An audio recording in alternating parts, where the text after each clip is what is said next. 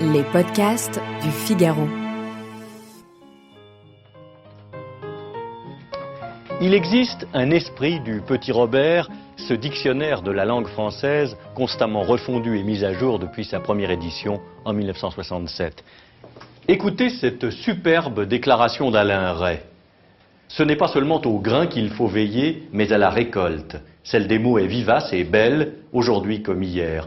Aussi introduisent-ils des mots d'aujourd'hui. Leur ouvrage ne se lit pas simplement comme un dictionnaire, mais comme un récit de voyage au cœur de la langue écrite et parlée de notre temps. La tech est partout dans nos vies et donc aussi dans notre vocabulaire.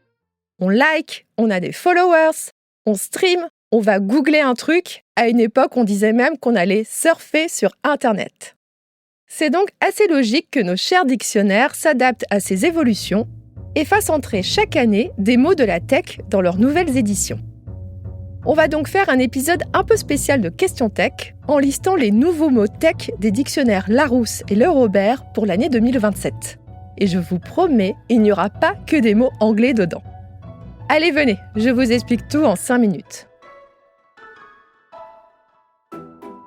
Comment ne pas commencer par le verbe qui symbolise toute la révolution en cours de l'intelligence artificielle ? Prompter. Prompter, comme le prompt, c'est-à-dire le fait d'entrer une commande dans un logiciel d'intelligence artificielle. Demander « Résume-moi les 5 derniers épisodes de Question Tech à ChatGPT », c'est faire un prompt. Le prompt est un art assez mal connu, car si le commun des mortels tape des questions similaires à celles qu'il aurait tapées dans Google, les vrais experts entrent des prompts beaucoup plus longs, riches et détaillés pour obtenir le résultat voulu. C'est notamment le cas pour la génération d'images, de vidéos ou bien de musique. Allez, on passe au mot suivant. Un vocal. C'est la terreur de toute personne née avant l'an 2000. Un vocal, c'est donc un message enregistré à l'oral que l'on envoie sur une application de messagerie. Ceux qui adorent les vocaux expliquent que c'est quand même beaucoup plus simple de dicter un message plutôt que de l'écrire. Ceux qui détestent les vocaux expliquent qu'il faut pouvoir les écouter et donc devoir sortir les écouteurs, qu'on est obligé de les écouter de A à Z pour comprendre de quoi on parle plutôt que de lire un message en diagonale, et surtout, les adeptes du vocal ne savent pas faire court. C'est carrément des podcasts qu'ils font.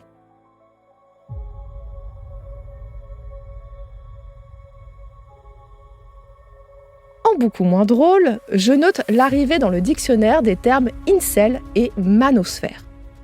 Les incels, c'est la contraction en anglais de célibataire involontaire. Il s'agit d'un mouvement en ligne qui regroupe des jeunes hommes malheureux de leur célibat et pour qui les femmes sont responsables de tous leurs problèmes. C'est une mouvance sexiste et misogyne qui peut développer une véritable haine du genre féminin. La manosphère désigne de son côté les communautés masculinistes que l'on trouve en ligne, sur les réseaux sociaux, YouTube, les podcasts, etc. Autre entrée remarquée dans le dictionnaire, le défilement morbide. Vous connaissez probablement mieux sa version anglaise, le doom scrolling. Cela désigne le fait de ne pas pouvoir s'empêcher de faire défiler sur son téléphone des contenus anxiogènes et d'y passer bien trop de temps. Mais je remarque que l'usage du doom scrolling est en train d'évoluer pour désigner simplement le fait de passer trop de temps sur Instagram ou TikTok, qu'importe si les contenus visionnés soient négatifs, idiots ou juste réconfortants. Allez, on passe désormais au terme de créateur de contenu, qui entre lui aussi dans le dictionnaire. Ce terme tend à remplacer le mot influenceur, ou du moins à opérer une distinction. Dans l'imagerie populaire, un influenceur est, au pire, une starlette de la télé-réalité qui fait la promotion de produits dangereux sur les réseaux sociaux, et au mieux, une star d'Internet qui est avant tout un panneau publicitaire vivant. Le créateur de contenu, lui, il se voit comme bien plus noble que ça. Son but premier n'est pas de faire de la publicité, mais de réaliser des vidéos ou écrire des textes sur des thématiques précises. L'histoire, l'actualité, la politique, le féminisme, la pop culture, la tech, etc. Et je vais terminer par d'autres termes qui ne sont pas 100% tech, mais que vous avez forcément déjà vus sur YouTube ou sur les réseaux sociaux, tellement les créateurs de contenu les adorent.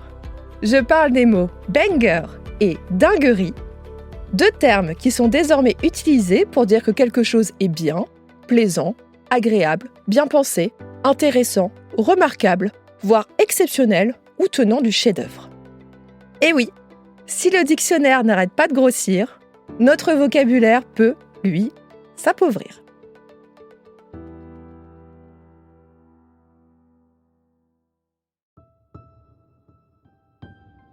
Merci d'avoir écouté Question Tech. Je suis Chloé Voitier, journaliste au Figaro Économie. Si cet épisode vous a plu, n'hésitez pas à le partager autour de vous et abonnez-vous au podcast Question Tech pour ne pas rater nos prochaines publications. Vous pouvez retrouver Question Tech sur le site du Figaro, sur Figaro Radio, mais aussi sur Spotify, Deezer, Apple Podcasts ou YouTube. Et n'oubliez pas, dans la tech, il n'y a pas de questions bêtes. À bientôt.